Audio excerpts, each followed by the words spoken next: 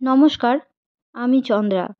আমার এই গল্প পাঠে মৌ চ্যানেলটি যদি আপনাদের ভালো লেগে থাকে তাহলে অবশ্যই লাইক, শেয়ার ও সাবস্ক্রাইব করে পাশে থাকবেন এবং অবশ্যই আপনাদের মূল্যবান মতামত কমেন্টের মাধ্যমে আমাকে জানাবেন। আজকের নিবেদন শ্রদ্ধেয় বিভূতিভূষণ বন্দ্যোপাধ্যায়ের পথের পাঁচালী উপন্যাসের মাটির ভেপু। খাওয়া দাওয়ার পর দুপুরবেলা অপু কোথাও বাহির না হইয়াই ঘরেই থাকে। অনেক দিনের জীর্ণ পুরাতন কোঠাবাড়ির পুরাতন ঘর। জিনিসপত্র কাঠের সেকালের সিন্দুক, কটা রঙের সেকালের বেতের প্যাঁটরা, কড়ির আলনা, জলচৌকিতে ঘর ভরানো। এমন সব বাস্ক আছে যাহা অপু কখনো খুলিতে দেখে নাই। তাতে রক্ষিত এমন সব হাঁড়ি কলসি আছে যাহার অভ্যন্তরস্থ দ্রব্য সম্বন্ধে সে সম্পূর্ণ অজ্ঞ। সব শুদ্ধ মিলিয়া ঘরটিতে পুরানো জিনিসের কেমন একটা পুরনো পুরনো গন্ধ বাহির হয়। সেটা কিসের গন্ধ সে জানে না, কিন্তু সেটা যেন বহু অতীতকালের কথা মনে আনিয়া দেয়। সে অতীত দিনে অপু ছিল না, কিন্তু এই কুড়ির আলনা ছিল, ওই ঠাকুরদাদার বেতের ঝাঁপিটা ছিল, ওই বড় কাঠের সিন্দুকটা ছিল, ওই যে সোঁদালি গাছের মাথা বনের মধ্যে হইতে বাহির হইয়া আছে, ওই পোড়ো জঙ্গলে ভরা জায়গাটাতে কাহাদের সব চণ্ডীমণ্ডপ ছিল। আরও কত নামের কত ছেলে মেয়ে একদিন এই ভিটাতে খেলিয়া বেড়াইত। কোথায় তারা ছায়া হইয়া মিলাইয়া গিয়েছে কতকাল আগে। যখন একা ঘরে থাকে, মা ঘাটে যায়, তখন তাহার অত্যন্ত লোভ হয় ওই বাক্সটা, বেতের ঝাঁপিটা খুলিয়া দিনের আলোয় বাহির করিয়া পরীক্ষা করিয়া দেখে কি অদ্ভুত রহস্য উহাদের মধ্যে গুপ্ত আছে। ঘরের আড়ার সর্বোচ্চ তাকে কাঠের বড় বারকোষে যে তালপাতার পুঁথির স্তূপ ও খাতাপত্র আছে, বাবাকে জিজ্ঞাসা করিয়া জানিতে পারিয়াছিল সেগুলি তাহার ঠাকুরদাদা রামচাঁদ তর্কালঙ্কারের। তাহার বড় ইচ্ছা ওইগুলি যদি হাতের নাগালে ধরা দেয়, তবে সে একবার নিচে নামাইয়া নাড়িয়া চাড়িয়া দেখে। এক দিন বনের ধারে জানালাটায় বসিয়া দুপুরবেলা সে সেই ছেঁড়া কাশিদাসের মহাভারতখানা লইয়া পড়ে। সে নিজেই খুব ভালো পড়িতে শিখিয়াছে, আগেকার মতো আর মুখে শুনিতে হয় না। নিজেই জলের মতো পড়িয়া যায় ও বুঝিতে পারে। পড়াশোনায় তাহার বুদ্ধি খুব তীক্ষ্ণ। তাহার বাবা মাঝে মাঝে তাহাকে গাঙ্গুলি বাড়ির চণ্ডীমণ্ডপে বৃদ্ধদের মজলিসে লইয়া যায়। রামায়ণ কি পাঁচালী পড়িতে দিয়া বলে, পড়ো তো বাবা, এদের একবার শুনিয়ে দাও তো। বৃদ্ধেরা খুব তারিফ করেন। দীনু চাটুর্যে বলেন, আর আমার নাতিটা, এই তোমার খোকারি বয়স হবে, দুখানা বর্ণ পরিচয় চিনলে বাপু, শুনলে বিশ্বাস করবে না, এখনো ভালো করে অক্ষরই চিনলে না। বাপের ধারা পেয়ে বসে আছে। ওই যে কদিন আমি আছি রে বাপু, চক্ষু বুঝলেই লাঙলের মুঠো ধরতে হবে। পুত্রগর্বে হরিহরের বুক ভরিয়া যায়। মনে মনে ভাবে, ও কি তোমাদের হবে? করলে তো চিরকাল সুদের কারবার। গোলামি বা গরিব, হাজার হোক পণ্ডিত বংশ তো বটে। বাবা মিথ্যেই তালপাতা ভরিয়ে ফেলেননি পুঁথি লিখে, বংশে একটা ধারা দিয়ে গিয়েছেন, সেটা যাবে কোথায়? তাহাদের ঘরের জানালার কয়েক হাত দূরেই বাড়ির পাঁচিল, এবং পাঁচিলের ওপাশ হইতে পাঁচিলের গা ঘেঁষিয়া কি বিশাল আগাছার জঙ্গল আরম্ভ হইয়াছে। জানালায় বসিয়া শুধু চোখে পড়ে সবুজ সমুদ্রের ঢেউয়ের মতো ভাঁট শেওড়া গাছের মাথাগুলো। এ গাছে ও গাছে দোদুল্যমান কত রকমের লতা, প্রাচীন বাঁশঝাড়ের শীর্ষ বয়সের ভারে যেখানে সোঁদালি বনচালতা গাছের উপরে ঝুঁকিয়া পড়িয়াছে, তাহার নিচের কালো মাটির বুকে খঞ্জন পাখির নাচ। বড় গাছপালার তলায় হলুদ বনকচু, কটু ওলের ঘন সবুজ জঙ্গল ঠেলাঠেলি করিয়া সূর্যের আলোর দিকে মুখ ফিরাইতে প্রাণপণ করিতেছে। এই জীবনের যুদ্ধে যে গাছটা অপারগ হইয়া গর্ভদৃপ্ত প্রতিবেশীর আওতায় চাপা পড়িয়া গিয়াছে, তাহার পাতাগুলি বিবর্ণ মৃত্যুপাণ্ডুর ডাঁটা গলিয়া আসিল, মরণাহত দৃষ্টির সম্মুখে শেষ শরতের বন ভরা পরিপূর্ণ ঝলমলে রৌদ্র, পরগাছার ফুলের আকুল আর্দ্র সুগন্ধ মাখানো পৃথিবীটা তাহার সকল সৌন্দর্য রহস্য বিপুলতা লইয়া ধীরে ধীরে আড়ালে মিলাইয়া গিয়াছে। তাহাদের বাড়ির ধার হইতে এ বনজঙ্গল একদিকে, সেই কুঠির মাঠ অপরদিকে নদীর ধার পর্যন্ত একটানা চলিয়াছে। অপুর কাছে এ বন অফুরন্ত ঠেকে। সে দিদির সঙ্গে কত দূর এ বনের মধ্যে তো বেড়াইয়াছে, বনের শেষ দেখিতে পায় নাই। শুধু এই রকম তিত্তিরাজ গাছের তলা দিয়া পথ, মোটা মোটা গুলঞ্চ লতা দুলানো থলো থলো বনচাল তার ফল চারিধারে। সুঁড়ি পথটা একটা আমবাগানে আসিয়া শেষ হয়। আবার এ গাছের ও গাছের তলা দিয়া বনকলমি নাটা কাটা ময়না ঝোপের ভিতর দিয়া চলিতে চলিতে কোথায় কোন দিকে লইয়া গিয়া ফেলিয়াছে শুধুই বন ধুঁদুলের লতা, কোথায় সেই ত্রিশূন্যে দোলে প্রাচীন শিরীষ গাছের শ্যাওলা ধরা ডালের গায়ে পরগাছার ঝাড় নজরে আনে। এই বন তার শ্যামলতার নবীন স্পর্শটুকু তার আর তার দিদির মনে বুলাইয়া দিয়াছিল। জন্মিয়া অবধি এই বন তাহাদের সুপরিচিত।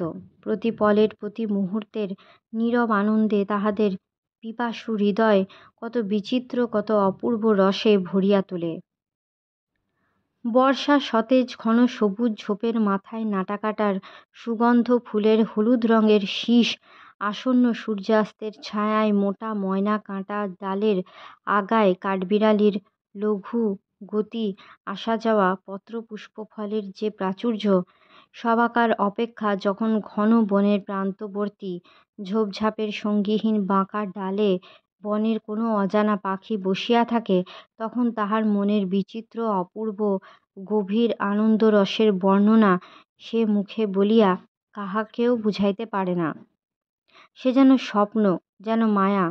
চারিপাশ ঘিরিয়া পাখি গান গায়, ঝুরঝুর করিয়া ঝরিয়া ফুল পড়ে, সূর্যাস্তের আলো আরও ঘন ছায়াময় হয়। এই বনের মধ্যে কোথায় একটা মজা পুরনো পুকুর আছে। তারই পাড়ে যে ভাঙা মন্দিরটা আছে, আজকাল যেমন পঞ্চানন্দ ঠাকুর গ্রামের দেবতা, কোনো সময়ে ওই মন্দিরের বিশালাক্ষী দেবী সেই রকম ছিলেন। তিনি ছিলেন গ্রামের মজুমদার বংশের প্রতিষ্ঠিত দেবতা। একসময়ে কি বিষয়ে সফল মনস্কাম হইয়া তাহারা দেবীর মন্দিরে নরবলি দেন। তাহাতে রুষ্টা হইয়া দেবী স্বপ্নে জানাইয়া যান যে তিনি মন্দির পরিত্যাগ করিয়া চলিয়া গেলেন, আর কখনো ফিরিবেন না। অনেক কালের কথা, বিশালাক্ষীর পূজা হইতে দেখিয়াছে এরূপ কোনো লোক আর জীবিত নাই। মন্দির ভাঙিয়া চুরিয়া গিয়াছে। মন্দিরের সম্মুখের পুকুর মজিয়া ডোবায় পরিণত হইয়াছে। চারিধার বনে ছাইয়া ফেলিয়াছে। মজুমদার বংশেও বাতি দিতে আর কেহ নাই। কেবল সেও অনেকদিন আগে। গ্রামে স্বরূপ চক্রবর্তী ভিন গাঁ হইতে নিমন্ত্রণ খাইয়া ফিরিতেছিলেন। সন্ধ্যার সময় নদীর ঘাটে নামিয়া আসিতে পথের ধারে দেখিলেন একটি সুন্দরী ষোড়শী মেয়ে দাঁড়াইয়া। স্থানটি লোকালয় হইতে দূরে, সন্ধ্যা উত্তীর্ণ হইয়া গিয়াছিল, পথে কেহ কোথাও নাই। এই সময় নিরালা বনের ধারে একটি অল্পবয়সী সুন্দরী মেয়েকে দেখিয়া স্বরূপ চক্রবর্তী দস্তুর মতো বিস্মিত হইলেন। কিন্তু তিনি কোনো কথা কহিবার পূর্বেই মেয়েটি ঈষৎ গর্বমিশ্রিত অথচ মিষ্টি সুরে বলিল, আমি এই গ্রামের বিশালাক্ষী দেবী। গ্রামে অল্পদিনে ওলা ওঠা মড়ক আরম্ভ হইবে। বলে দিও চতুর্দশীর রাত্রে পঞ্চানন্দতলায় 108টা কুমড়ো বলি দিয়ে যেন কালী পূজা করে। কথা শেষ হইবার সঙ্গে সঙ্গে স্তম্ভিত স্বরূপ চক্রবর্তীর চোখের সামনে মেয়েটি চারিধারের শীত সন্ধ্যার কুয়াশায় ধীরে ধীরে যেন মিলাইয়া গেল। এই ঘটনার দিন কয়েক পরে সত্যই সেবার গ্রামে ভয়ানক মড়ক দেখা দিয়েছিল। এসব গল্প কতবার শুনিয়াছে।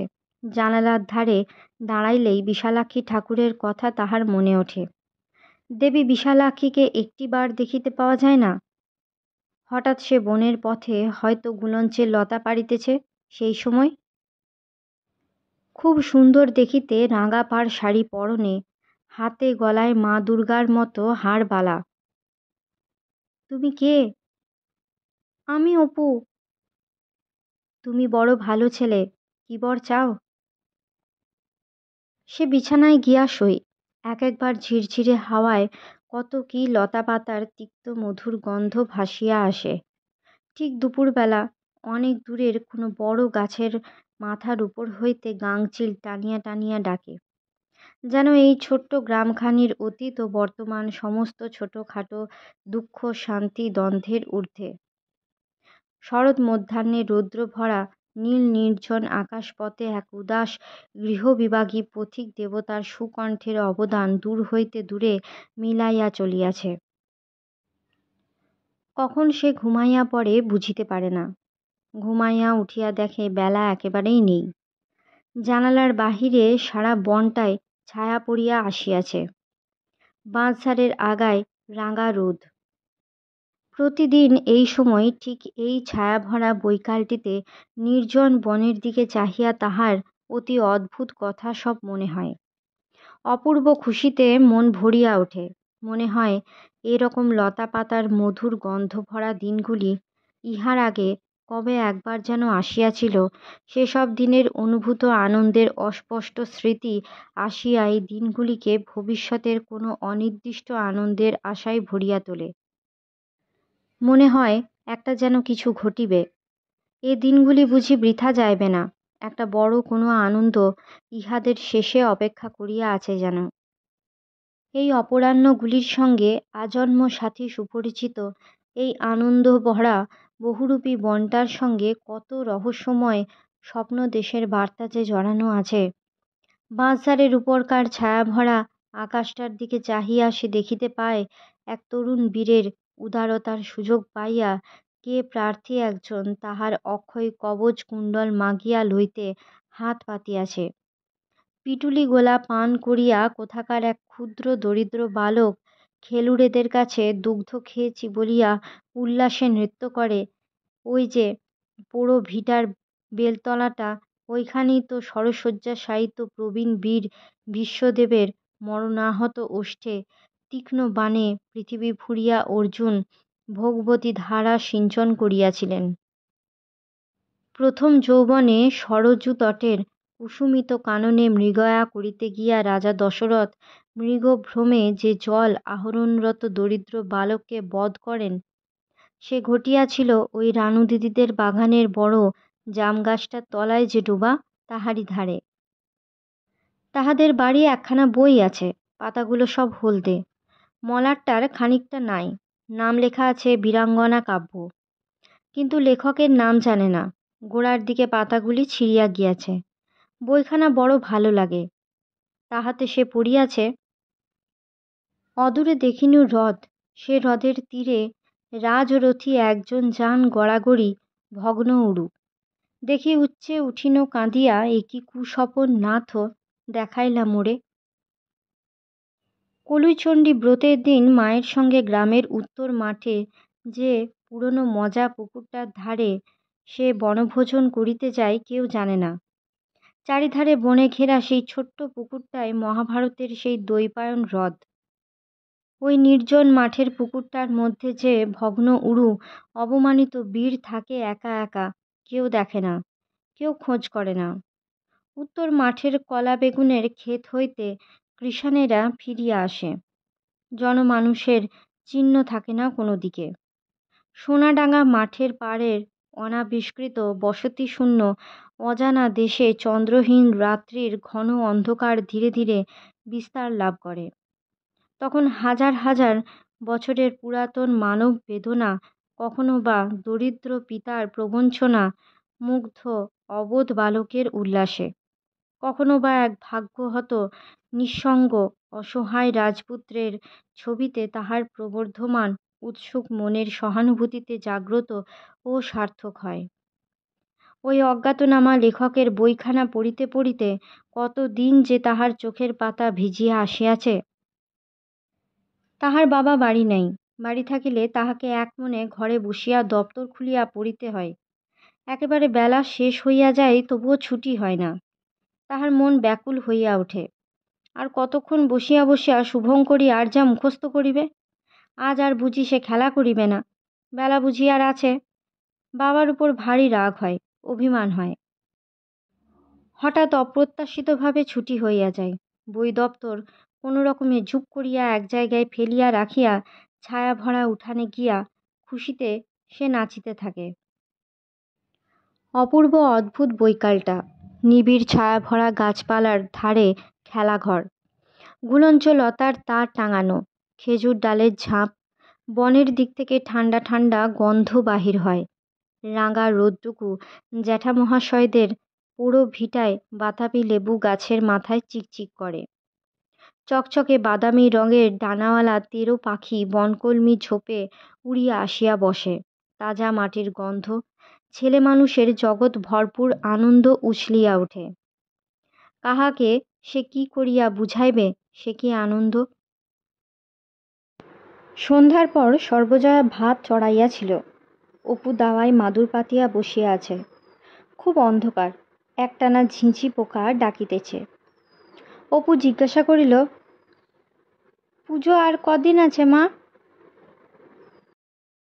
দুর্গা বঁটি পাতিয়া তরকারি কাটিতেছিল, বলিল, আর 22 দিন আছে না মা? সে হিসাব ঠিক করিয়াছে। তাহার বাবা বাড়ি আসিবে।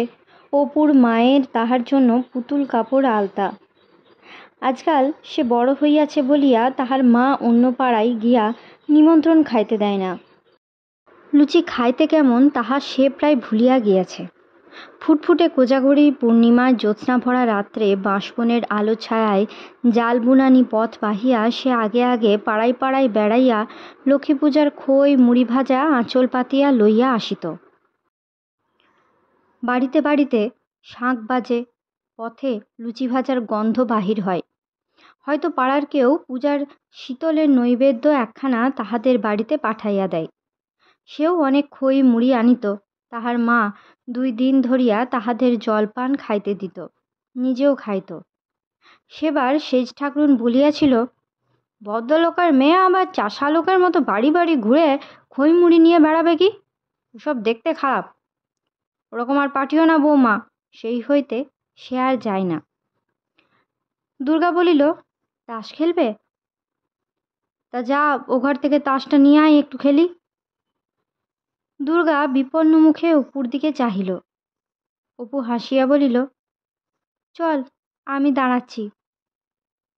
তাহাদের মা বলিল, আহা, মেয়ের ভয় দেখে আর বাঁচি নে।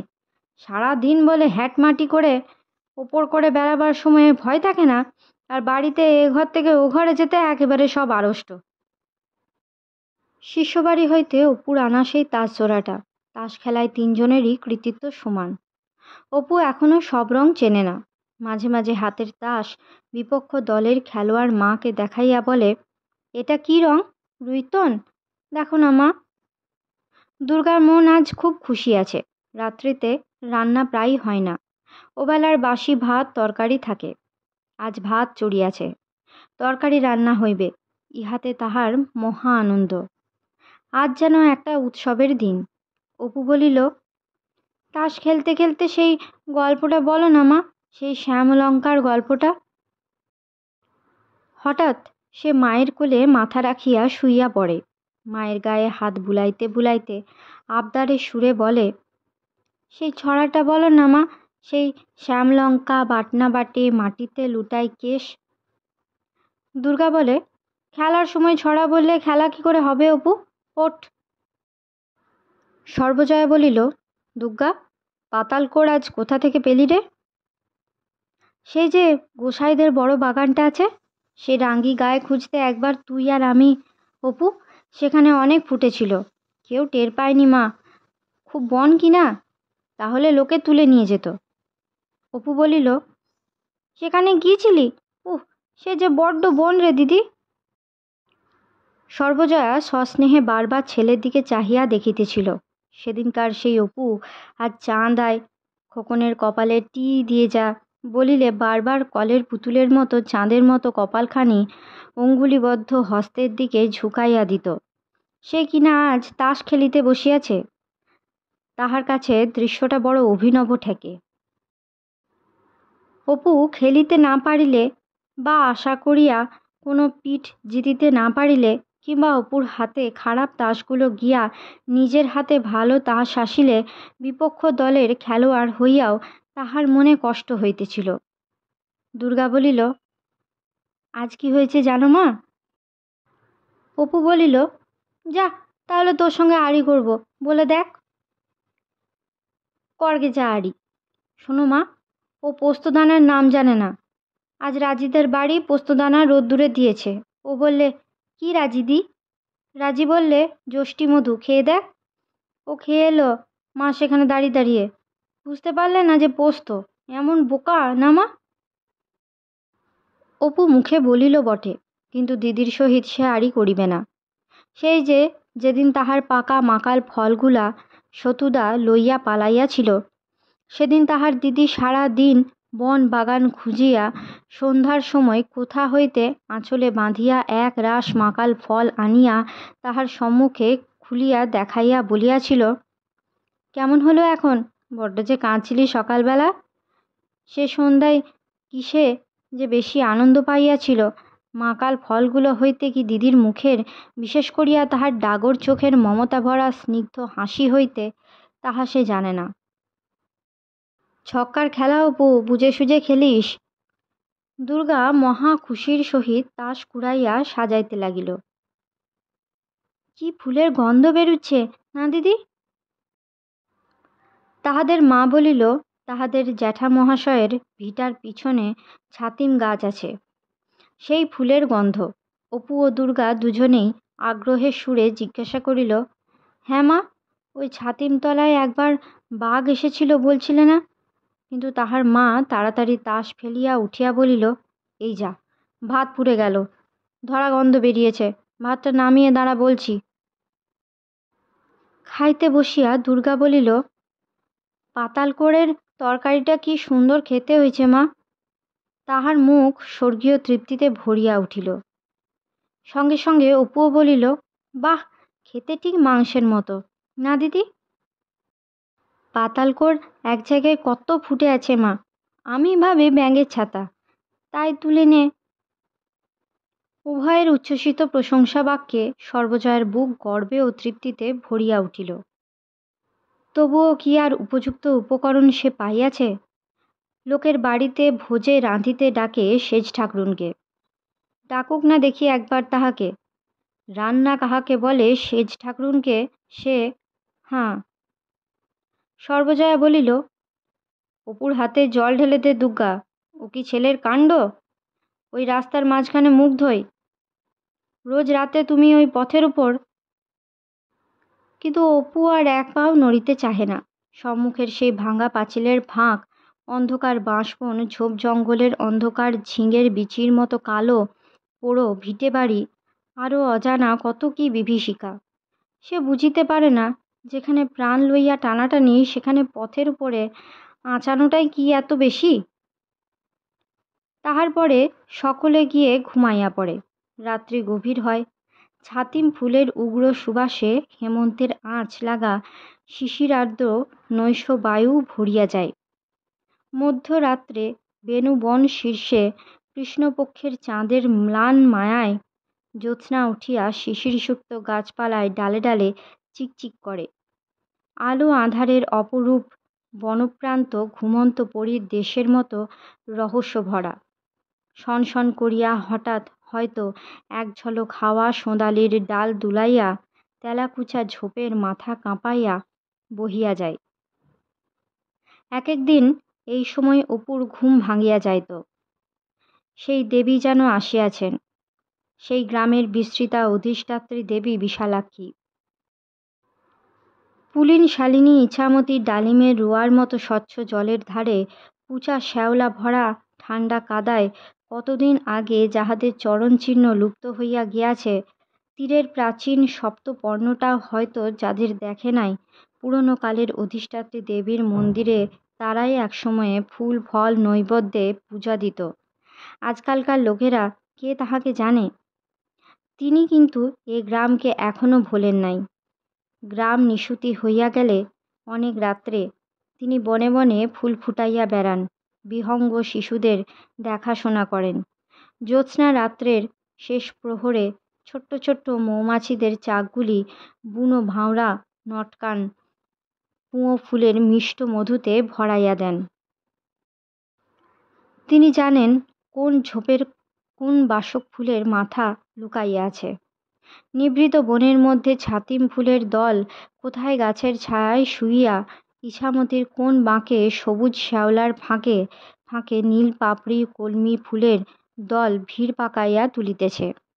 কাঁটা গাছের ডালপালার মধ্যে ছোট্ট খড়ের বাসায় টুনটুনি পাখির ছেলেমেয়েরা কোথায় ঘুম ভাঙিয়া উঠিল। তাঁর রূপের স্নিগ্ধ আলোয় বন যেন ভরিয়া গিয়াছে, নীরবতায় জ্যোৎস্নায় সুগন্ধে অস্পষ্ট আলো আঁধারের মায়ায় রাত্রের অপরূপ শ্রী। দিনের আলো ফুটিবার আগেই কিন্তু বনলক্ষ্মী কোথায় মিলাইয়া যান। স্বরূপ চক্রবর্তীর পর তাহাকে কেহ কোনোদিন দেখে নাই। গ্রামের অন্নদা রায় মহাশয় সম্প্রতি বড় বিপদে পড়িয়াছেন। গ্রামের জরিপ আসাতে উত্তর মাঠে তাঁবু পড়িয়াছে। জরিপের বড় কর্মচারী মাঠের মধ্যে নদীর ধারে আপিস খুলিয়াছেন। ছোটোখাটো আমলাও সঙ্গে আসিয়াছে বিস্তর। গ্রামের সকল ভদ্রলোকই কিছু জমিজমার মালিক। পিতৃপুরুষের অর্জিত এইসব সম্পত্তির নিরাপদ কূলে জীবনতরণীর লগি কষিয়া পুঁতিয়া জড় পদার্থের ন্যায় উদ্যমহীন গতিহীন নিষ্ক্রিয় অবস্থায় দিনগুলি একরূপ বেশ কাটিতেছিল। কিন্তু এবার সকলেই একটু বিপদগ্রস্ত হইয়া পড়িয়াছেন। রাম হয়তো শ্যামের জমি নির্বিবাদে নিজের বলিয়া ভোগ করিয়া আসিতেছে, যদু 10 বিঘার খাজনায় 12 বিঘা নিরুপদ্রবে দখল করিতেছে। এতদিন যাহা পূর্ণ শান্তিতে নিষ্পন্ন হইতেছিল, এইবার সেই সকলের মধ্যে গোলমাল পৌঁছিল। বিপদ একরূপ সর্বজনীন হইলেও অন্নদা রায়ের বিপদ একটু অন্য ধরনের বা একটু বেশি গুরুতর। তাহার এক জ্ঞাতি ভ্রাতা বহুদিন যাবৎ পশ্চিম প্রবাসী। এতদিন তিনি উক্ত প্রবাসী জ্ঞাতির আম কাঁঠালের বাগান ও জমি নির্বিঘ্নে ভোগ করিতেছিলেন এবং সম্পূর্ণ ভরসা ছিল জরিপের সময় পারিয়া উঠিলে সবই অন্ততপক্ষে কতকাংশ নিজের বলিয়া লিখাইয়া লইবেন। কিন্তু কি জানি গ্রামের কে উক্ত প্রবাসী জ্ঞাতিকে কি পত্র লিখিয়াছে, ফলে অদ্য দিন 10 হইল জ্ঞাতি ভ্রাতার জ্যেষ্ঠ পুত্রটি জরিপের সময় বিষয় সম্পত্তি দেখাশোনা করিতে আসিয়াছে। মুখের গ্রাস তো গেলই, তাহা ছাড়া বিপদ আরও আছে। ওই আত্মীয়ের অংশের ঘরগুলি বাড়ির মধ্যে ভালো। রায়মহাশয় গত 20 বৎসর সেগুলি নিজে দখল করিয়া আসিতেছেন। সেগুলি ছাড়িয়া দিতে হইয়াছে। জ্ঞাতি পুত্রটি শৌখিন ধরনের কলেজের ছেলে, একখানিতে সই একখানিতে পড়াশোনা করে। উপরের ঘরখানি হইতে লোহার সিন্দুক বন্ধকি মাল কাগজপত্রাদি সরাইয়া ফেলিতে হইয়াছে। নিচের যে ঘরে পালিতপাড়া হইতে সস্তা ধরে কেনা পরিবর্গা রক্ষিত ছিল, সেই ঘরও শীঘ্র ছাড়িয়া দিতে হইবে। বৈকাল বেলা অন্নদা রায়ের চণ্ডীমণ্ডপে পাড়ার কয়েকটি লোক আসিয়াছেন। এই সময়েই পাশা খেলার মজলিস বসে। কিন্তু অদ্য এখনও কাজ মেটে নাই। অন্নদা রায় একে একে সমাগত খাতকপত্র বিদায় করিতেছিলেন। উঠানের রোয়াকের ঠিক নিচেই এক অল্পবয়সী কৃষক বধূ একটা ছোট ছেলে সঙ্গে লইয়া অনেকক্ষণ হইতে ঘোমটা দিয়া বসিয়াছিল। সে এইবার তাহার পালা আসিয়াছে ভাবিয়া উঠিয়া দাঁড়াইল। রায় মহাশয় মাথা সামনে একটু নিচু করিয়া চশমার উপর হইতে তাহার দিকে চাহিয়া বলিলেন, কে তোর আবার কি?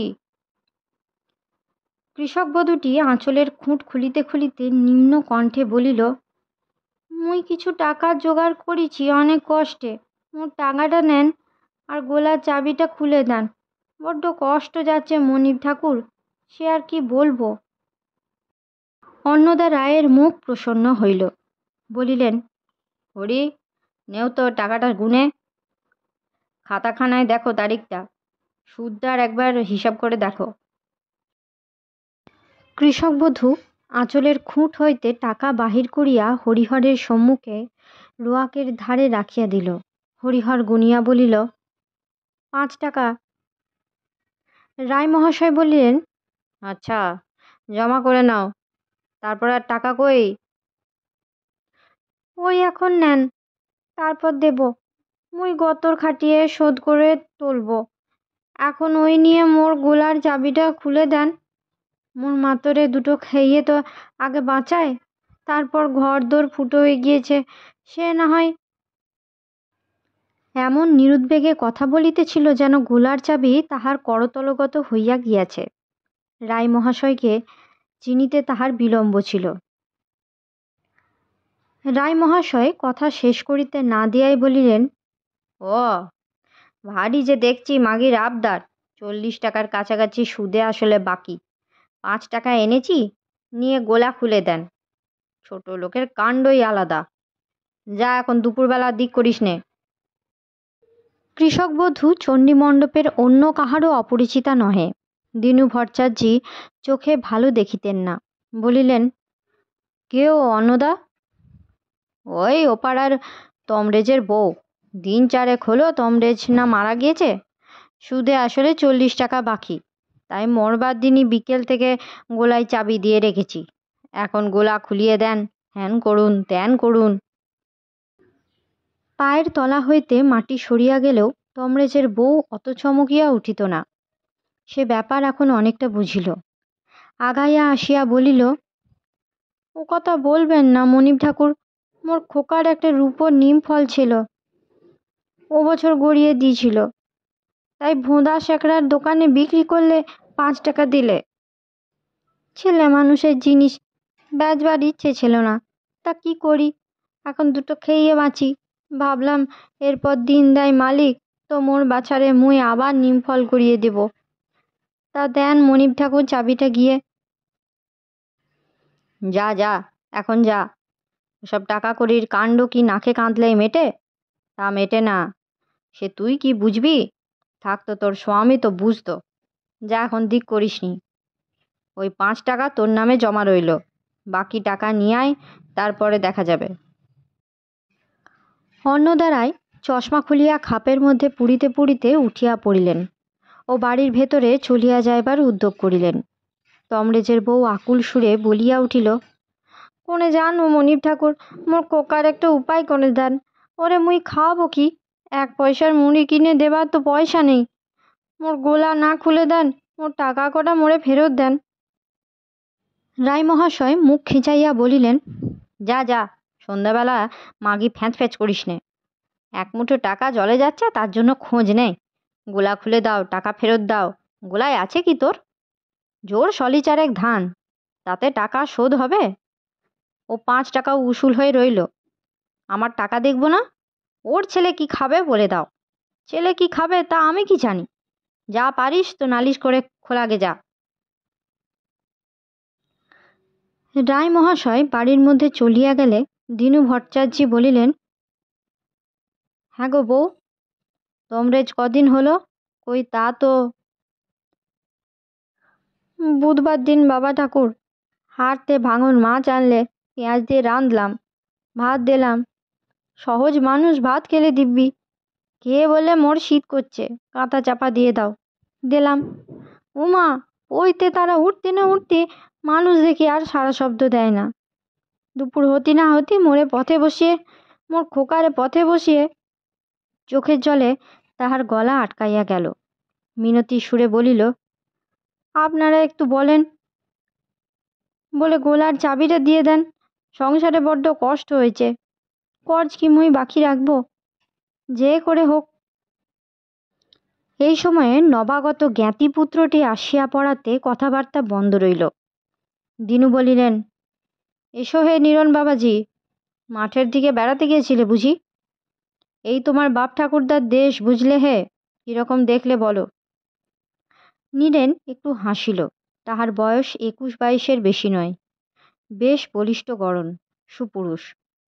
কলিকাতার কলেজে আইন পড়ে। অত্যন্ত মৌনী প্রকৃতির মানুষ। দেখিবার জন্য পিতা কর্তৃক প্রেরিত হইলেও কাজকর্ম সে কিছুই দেখে না, বোঝেও না। দিন রাত নভেল পড়িয়া ও বন্দুক ছুঁড়িয়া কাটায়। সঙ্গে একটি বন্দুক আনিয়াছে, শিকারের ঝোঁক খুব। নীরেন উপরে নিজের ঘরে ঢুকিতে গিয়া দেখিল গোকুলের স্ত্রী ঘরের মেঝেতে বসিয়া পড়িয়া মেঝে হইতে কি খুঁটিয়া খুঁটিয়া তুলিতেছে। দোরের কাছে যাইতেই তাহার নজর পড়িল তাহার দামি বিলাতি আলোটা মেঝেতে বসানো, উহার কাঁচের ডুমটা ভাঙিয়া চুরমার হইয়াছে, সারা মেঝেতে কাঁচ ছড়ানো। দোরের কাছে জুতার শব্দ পাইয়া গোকুলের স্ত্রী চমকাইয়া পিছন ফিরিয়া চাহিল। সে আঁচল পাতিয়া মেঝে হইতে কাঁচের টুকরোগুলি খুঁটিয়া খুঁটিয়া তুলিতেছিল। ভাবে মনে হয় প্রতিদিনের মতো ঘর পরিষ্কার করিতে আসিয়া আলোটি জ্বালিতে গিয়াছিল, কি করিয়া ভাঙিয়া ফেলিয়াছে, এবং আলোর মালিক আসিবার পূর্বেই নিজের অপরাধের চিহ্নগুলি তাড়াতাড়ি সরাইয়া ফেলিবার চেষ্টায় ছিল। হঠাৎ বামাল ধরা পড়িয়া অত্যন্ত অপ্রতিভ হইল। ক্ষতিকারিণীর লজ্জার ভারটা লঘু করিয়া দিবার জন্যই নীরেন হাসিয়া বলিয়া উঠিল, এই যে বৌদি, আলোটা ভেঙে বসে আছেন বুঝি? এই দেখুন ধরা পড়ে গেলেন। জানেন তো আইন পড়ি। আচ্ছা এখন একটু চা করে নিয়ে আসুন তো বৌদি, চট করে, দেখি কেমন কাজের লোক। দাঁড়ান আলোটা জ্বেলে নি, ভাগ্যিস বাক্সে আর একটা ডুম আছে। গোকুলের স্ত্রী সলজ্জ সুরে বলিল, দেশলাই আনবো ঠাকুরপো?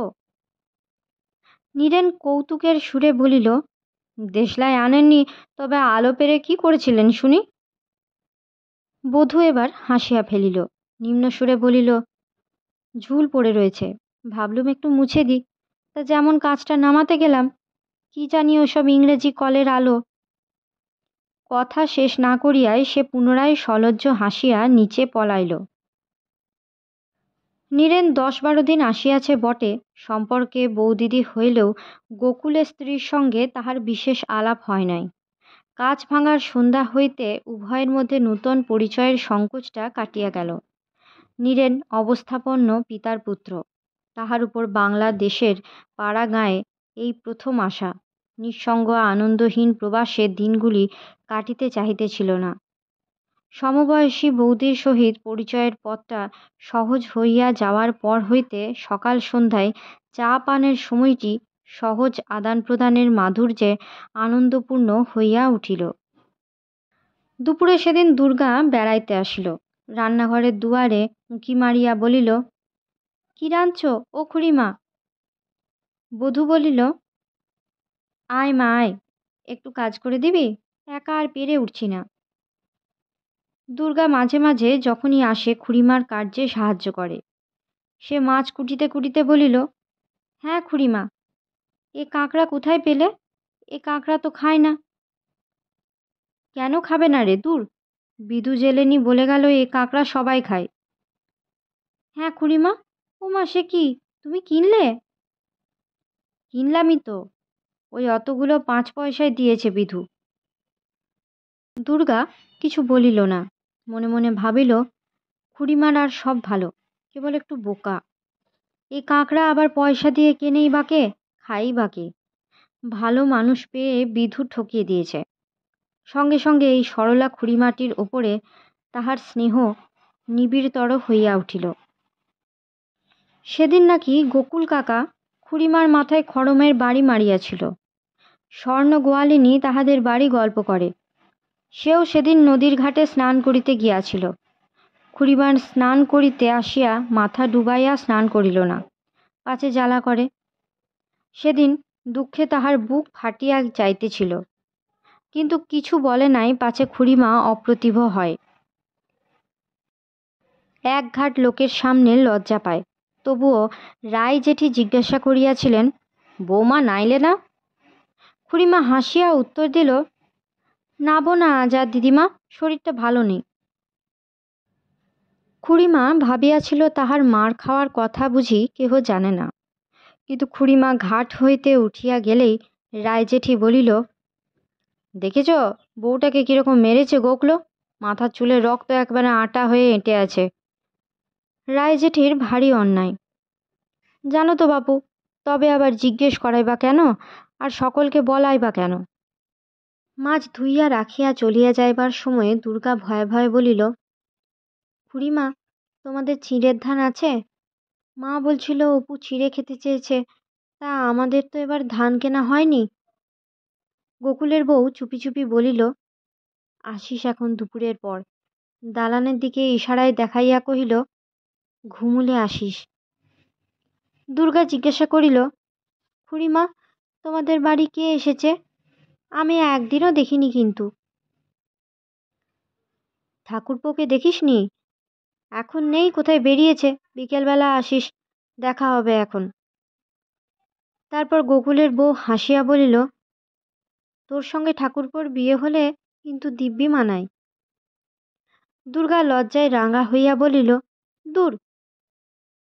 গোকুলের বউ আবার হাসিয়া বলিল, কেন রে, দূর কেন? কেন, আমাদের মেয়ে কি খারাপ? দেখি। সে দুর্গার চিবুকে হাত দিয়া মুখখানা একটু উঁচু করিয়া তুলিয়া ধরিয়া বলিল, দেখো তো এমন দুর্গা প্রতিমার মতো মুখখানি, সুন্দর হলোই বা বাপের পয়সা নেই। দুর্গা ঝাঁকুনি দিয়া নিজেকে ছাড়াইয়া লইয়া কহিল, যাও খুড়িমা, তুমি জানো কি? পরে সে এক প্রকার ছুটিয়াই খিড়কি দৌড় দিয়া বাহির হইয়া গেল। যাইতে যাইতে সে ভাবিল, খুড়িমার আর সব ভালো, কেবল একটু বোকা, নইলে দেখো না, দূর। দুর্গা চলিয়া যাইতে না যাইতে স্বর্ণ গোয়ালিনী দুধ দুহিতে আসিল। বধূ ঘর হইতে বলিল, ও স্বর্ণ, আমার হাত জোড়া, বাছুরটা ওই বাইরের উঠানে পিটুলি গাছে বাঁধা আছে, নিয়ে আয়, আর রোয়াকে ঘটিটা মাজা আছে দেখ। সখী ঠাকরুনের এতক্ষণে পূজান্নিক সমাপ্ত হইল। তিনি বাহিরে আসিয়া উত্তর দিকে স্থানীয় কালী মন্দিরের উদ্দেশ্যে মুখ ফেরাইয়া প্রণাম করিতে করিতে টানিয়া টানিয়া আবৃত্তির সুরে বলিতে লাগিলেন, দোহাই মা সিদ্ধেশ্বরী, দিন দিও মা, ভব সমুদ্র পার করো মা, মা রক্ষে কালী, রক্ষে করো মা, মা গো। গোকুলের বউ রান্নাঘর হইতে ডাকিয়া কহিল, ও পিসিমা, নারকলের নাড়ু রেখে দিয়েছি, দুটো খেয়ে জল খান। হঠাৎ সখী ঠাকুরুন রোয়াক হইতে ডাক দিলেন, বৌমা, দেখে যাও তো এদিকে। স্বর শুনিয়া গোকুলের বউয়ের প্রাণ উড়িয়া গেল। সখী ঠাকরুনকে সে যমের মতো ভয় করে। মায়া দয়া বিতরণ সম্বন্ধে ভগবান সখী ঠাকরুনের প্রতি পক্ষপাতিত্ব দেখান নাই, এ কথা নিঃসন্দেহে বলা চলে। রোয়াকের কোণে জড়ো করা মাজা বাসনগুলির উপরে ঝুঁকিয়া পড়িয়া আঙ্গুল দিয়া দেখাইয়া কহিলেন, দেখো তো চক্ষু দিয়ে, দেখতে পাচ্ছ? একেবারে স্পষ্ট জলের দাগ দেখলে তো? এইখান থেকে স্বর্ণ ঘটি তুলে নিয়ে গিয়েছে। তারপর সেই সুদ্দূরের ছোঁয়া এঁটো বাসন আবার হেঁসেলে নিয়ে 7 রাজ্যি জড়ানো হয়েছে। হা, 7 জন্ম একেবারে গেল।